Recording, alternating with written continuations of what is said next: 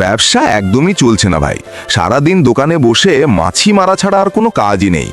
এই সময় হুট করে একটা লোক এসে জিজ্ঞেস করলো, ভাই এখানে আশেপাশে কোনো এসটিডি বুথ আছে? আমি তো তাকে বিদায় করে দিলাম, কিন্তু পরক্ষণেই মাথায় বুদ্ধি আসলো, একটা কলই তো করবে, আমার নিজের ফোন দিয়েই করাই না কেন?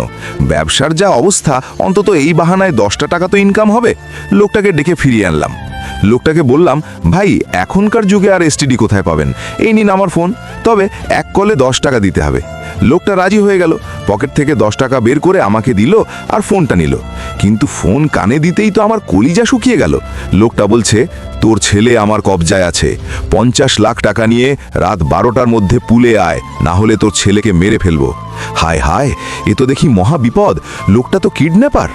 কাজ শেষ করে লোকটা ফোনটা হাতে দিয়েই চম্পট। আমি তো এখন ভয়ে আর টেনশনে শেষ। 10 টাকার লোভে পড়ে এখন যদি পুলিশ আমাকে ধরে, ও ভাই থামুন, ও ভাই দোহাই লাগে দাঁড়ান, এ আমি কি বিপদে পড়লাম রে বাবা।